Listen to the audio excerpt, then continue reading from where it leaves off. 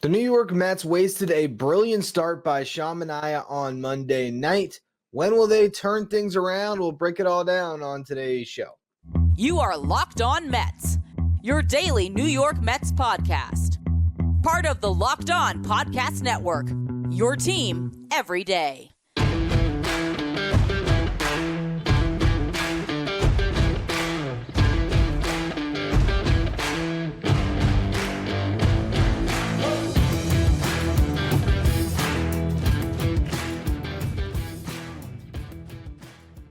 Hello to all you amazing Mets fans. You're watching Locked On Mets, part of the Locked On Podcast Network, your team every day. I'm your host, Ryan Finkelstein. If you want to find any of my work, follow me on X at Finkelstein Ryan. You can also find semi-writing at justbaseball.com, where I work as the managing editor. Now, we should be opening the show today talking about a brilliant debut by Sean Manaea. That should be the lead for the show today. Manaea was amazing, and we'll talk about him a little bit more at length in a later segment, probably to close the show. But Manaea, who carried a no-hitter into the sixth inning, ends up being a footnote in this game because the Mets could not get out of their own way offensively yet again, and it feels like a repeat of 2023 all over again. This team has now started off 0-4. It is the fifth time in franchise history that has happened. 3 of those times were 62, 63, and 64. The first 3 years of this franchise's existence. The other time, 2005. But other than that, never happened for it to have this bad of a start, to go 0-4 to open up the year. And there were so many moments in this game where you thought, okay, they're going to figure it out. They're going to finally get one in the win column for Carlos Mendoza. In the sixth inning, Manaea's no-hitter gets broken up with 2 outs. Base hit. There's a runner on second. The ball hits to Brandon Nimmo. It's going to be a play at the plate, and we know Brandon Nimmo does not have the strongest of arms. Nimmo does everything right fundamentally. Fields it, comes in on it, fields it cleanly, comes up throwing right away as quick as he can. One hop throw to the plate on line. Perfect throw when it comes to someone with Nimmo's arm. Alvarez catches it, makes a fantastic tag at the plate, has to face a collision and gets banged up a little bit, but comes out okay. That was a hold your breath moment, of course. But when they get that out at the plate, you think, all right, the Mets are going to win this game. It's now a 3-inning game, and the Mets have an extra turn at bat. They got to be able to get at least one run across, and Edwin Diaz is still lingering in the back of that bullpen. Sean Manaea did everything to put the Mets in a position to win this game. And they just could not do anything offensively. Now, if I was to talk you off the ledge this morning, as you guys are listening to this on your drive to work, frustrated, you woke up pissed off, I'm sure my dad did and others. And I was trying to talk it out, say, listen, it's early in the season. The Phillies haven't gotten off to a great start. We could have said that about the Astros, who got swept by the Yankees, started off bad. But they just had a no-hitter that they got to enjoy, a full one, not just 5 2/3. But what I would tell you to try to talk you down, I said, look, Reese Olson looked awesome on the other side. Okay, as well as Sean Manaea pitched that game, Reese Olson for the Tigers did the same thing. He has a nasty changeup. He's sitting 95. He's hitting his spots.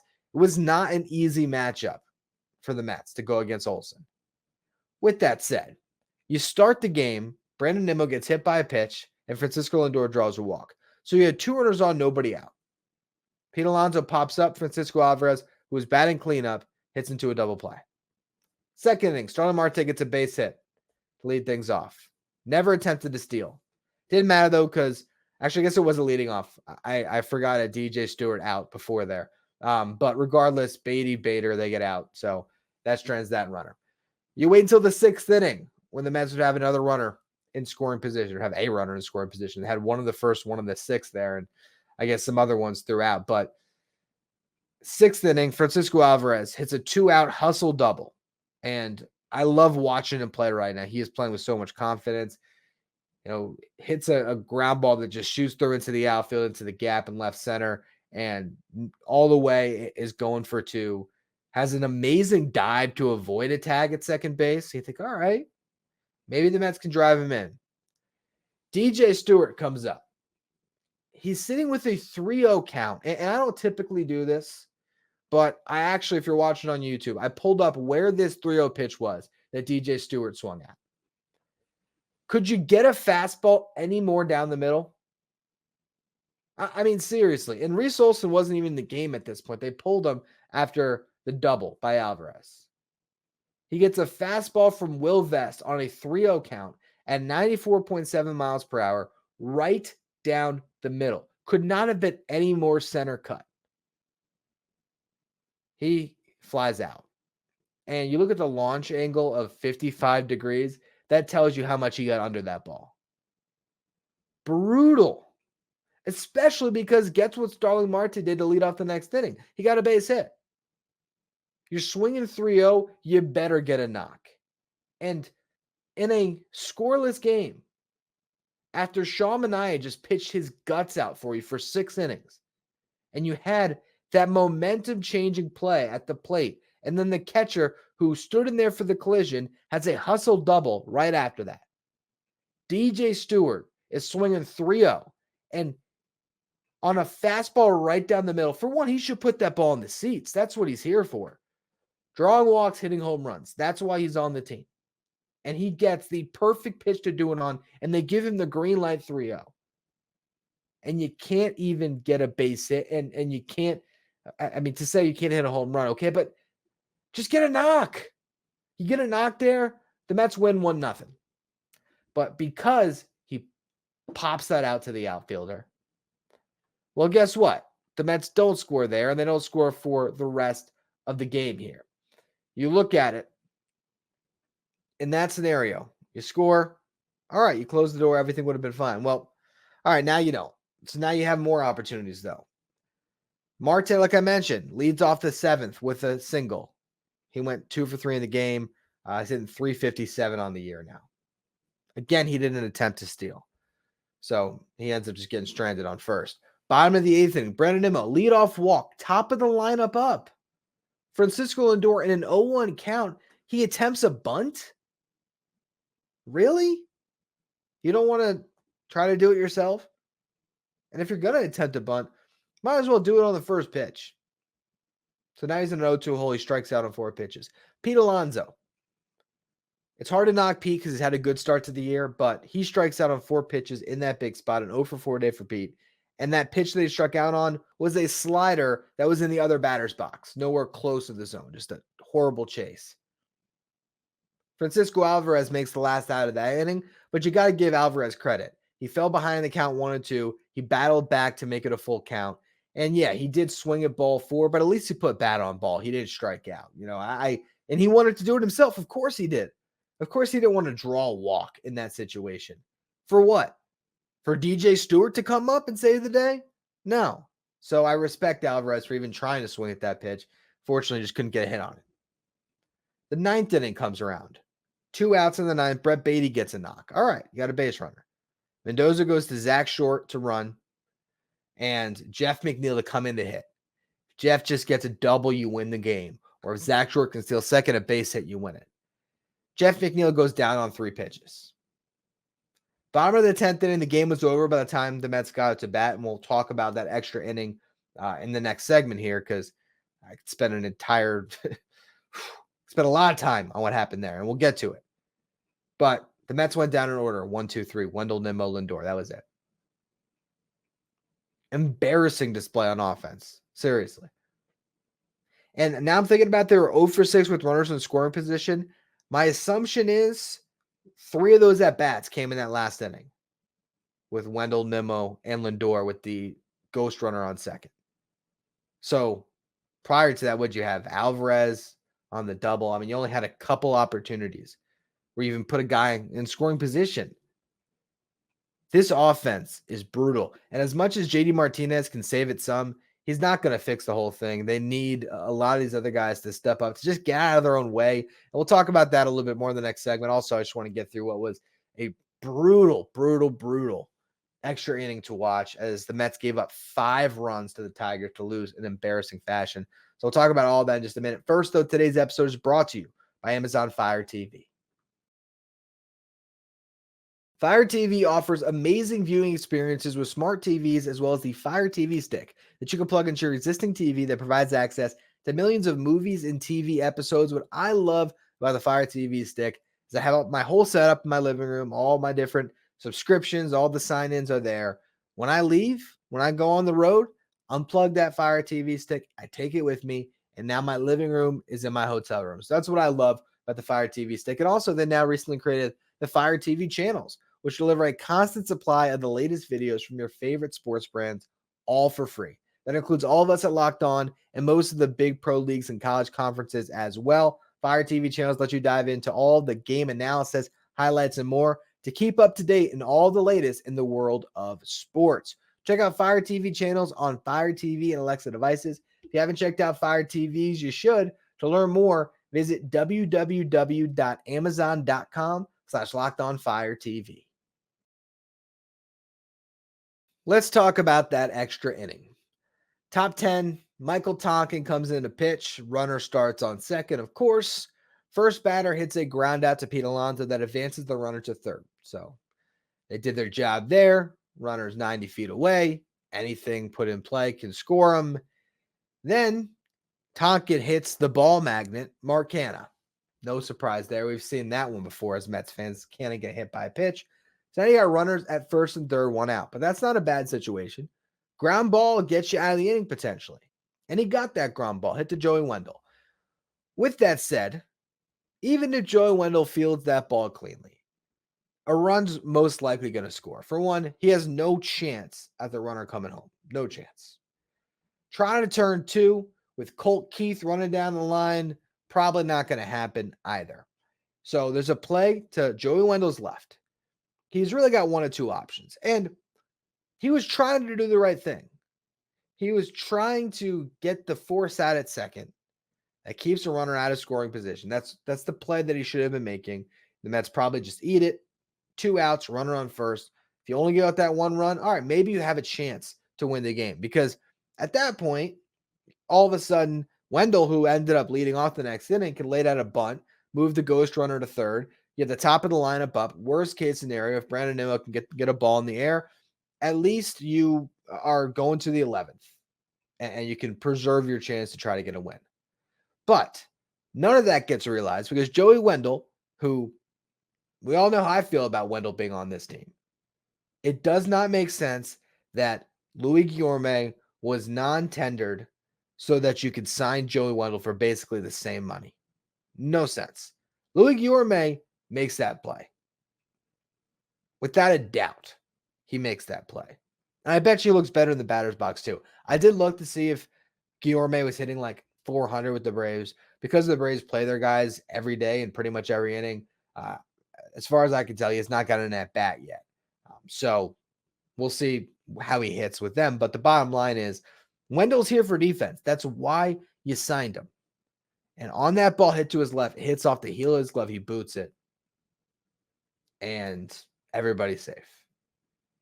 Worst case scenario on that play, you got to field it cleanly and just go to first. Get one out. And then right after that, Gio Urshela hits a comebacker to Michael Tonkin. They ruled it a hit because it was hit hard. But Tonkin could have made that play. So as a Mets fan, you're watching, 2 should have been outs that would have ended the inning with you only down by 1. And instead, the inning is prolonged. Javi Baez hits a sacrifice fly. 2-0 Tigers. Then Carson Kelly breaks the game wide open with a no-doubt 3-run homer. 5-0 Tigers.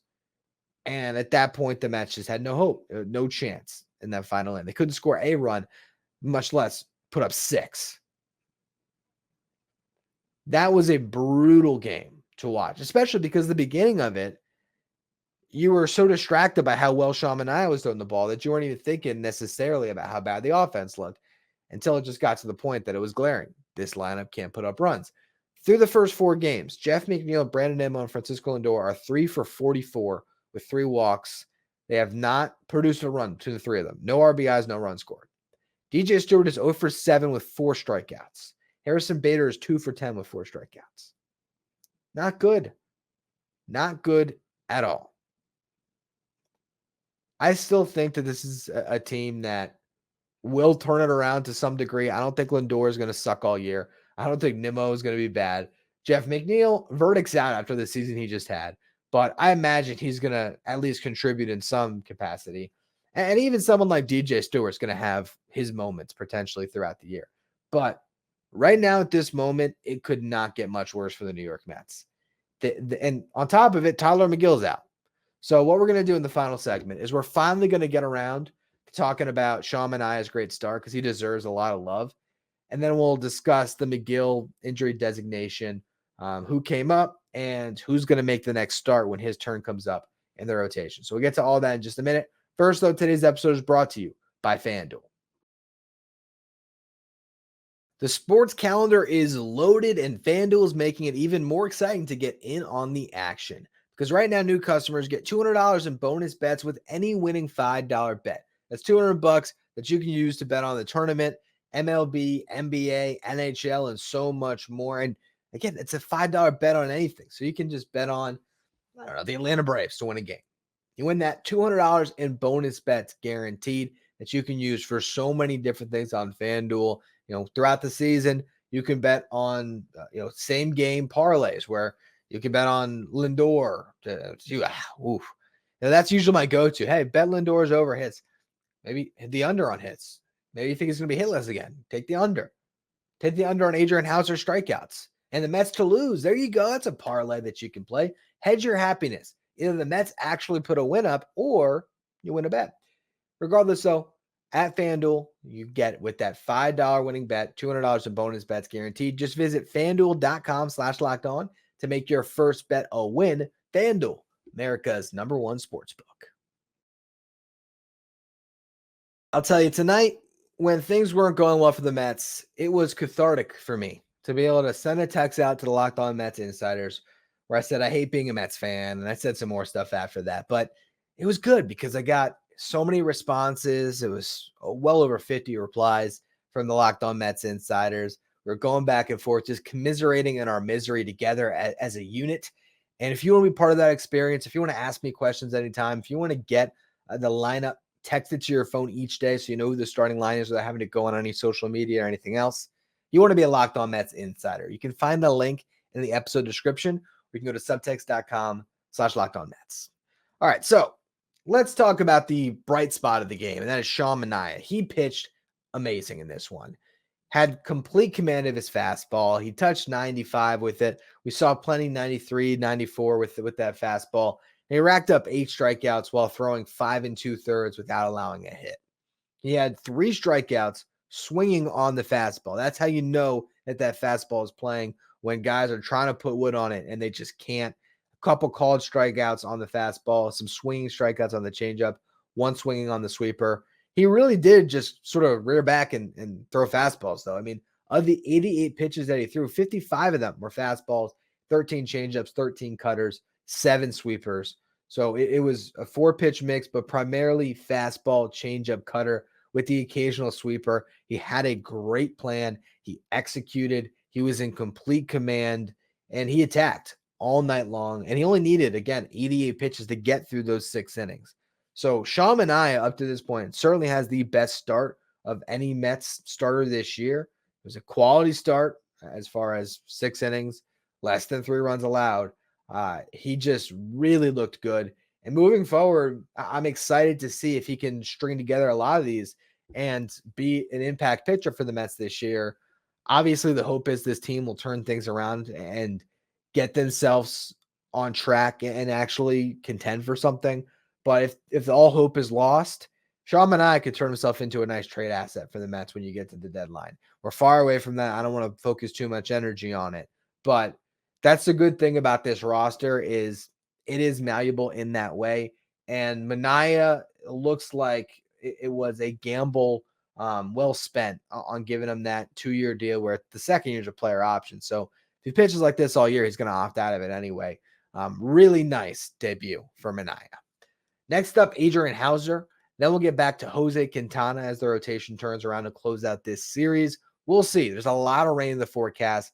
And if you get some rainouts, that could help the Mets sort of prolong their decision on what they do with Tyler McGill's spot in the rotation. They could kick the can down the road a week even if they get rainouts the next 2 days, and then you have a day off on Thursday. I mean, you can just go Quintana, Sevi, Manaea. I don't even know. Like you could really just make this rotation work. But if they do play over the next couple days, they're going to need a starter on Saturday. And what they've done so far is they recalled Reed Garrett to give themselves another arm in the bullpen because Johan Ramirez is serving his suspension now. It was reduced from 3 games to 2. So he just served one of them. He has one more now. But that just gives the Mets an extra arm in that pen so they didn't throw, they didn't go into this series a man short. And because Garrett was called for the injury designation of McGill, now the Mets are in a little bit of a pickle when it comes to trying to get a starter up for Saturday because you are not able to call up anyone on the 40-man roster until April 12th because they were already assigned down when they didn't make the opening day roster unless there's an injury designation. Now, in the past, if Billy Epler was the GM, Reed Garrett would throw 3 innings on Wednesday, and he'd hurt his shoulder, and a little Phantom IL stint, bing, bang, boom, Budo's up. The Mets got to be a little more cautious with that. If there is no injury designation that they can turn to, they're going to have to call somebody else to pitch on Saturday. So here's the options, and it's got to be someone off the 40. So either they end up signing Julio Teheran, who they have re-engaged in negotiations with. They came in second on Teheran at the end of this offseason. Really, it was more the beginning of spring training when he ultimately signed a minor league deal with the Orioles that he opted out of when he didn't make the team. Teheran last year pitched with the Brewers, had a 4.40 ERA in 71 and 2/3 innings pitched. You all might remember Teheran for his days back with the Braves when he was at the top of his craft. He was kind of a front of the rotation guy for them for a couple of years there. But he's now still a solid arm. In spring training, he pitched to a 3.38 ERA. If the Mets can get him, it makes sense. It's easy. He slots into the rotation. He gives you more depth. I understand why they might go that route. But there is a more interesting way they can go with that start. Christian Scott is scheduled to pitch on Tuesday. At least I believe so. I think he would be next in line after Mike Vassell for Syracuse. But right now, if you go to the Syracuse Mets website, it is listed as TBD. So, is that because maybe the Mets are holding out with Christian Scott? Could we see Dom Hamill start ahead of him? Or a bullpen game and Scott's just lingering in no man's land for a second? We'll talk about this a lot more tomorrow. If the Syracuse Mets game is played and Christian Scott does not start. If Dom Hamill doesn't start either, and it is anybody else where Scott's not the number 5 man in their rotation, because that could be one explanation for him not starting. So if it's not Hamill ahead of him and he doesn't start and they just go bullpen, that would leave me very, very curious to what their plans would be for Saturday. Because you could add Christian Scott to the 40 and call him up to make his MLB debut. Tough place to do it in, though. Cincinnati. Not the best spot. But hey, it's your MLB debut. And we'll see. We'll see if they go that route. Again, I'm going to spend more time on this tomorrow if they ultimately don't pitch Christian in that upcoming game here. But it is an interesting thing to think about because I've talked about it in the past. He has a major league fastball. There's no doubt about it. And he has an improving arsenal around it. And we saw him just shove against the Miami Marlins. I mean, in that spring training game, he looked electric. So it's something to think about. And I'll leave it at that. That'll be my parting note for the day. Hey, I found a way to give you an optimistic spin after an awful game, right? Now you're dreaming about Christian Scott making his debut. You're welcome to the sad Mets fans out there. I appreciate all you sincerely, though. Thank you for listening, tuning in after that game. Make sure you follow, rate, and review wherever you get your podcasts. If you're watching on YouTube, hit that subscribe button. If you want to be a Locked On Mets insider, you can find a link in the episode description. You can follow me on X at Finkelstein Ryan. Follow the show at Locked On Mets. Thank you for making Locked On Mets your first listen or your first watch every day. Now, for your second watch, head over to YouTube and find the Locked On Sports Today channel, which is streaming 24/7, covering everything in the world of sports with our local experts from each team and our league-wide experts from each league. You find Locked On Sports Today streaming 24/7 on YouTube.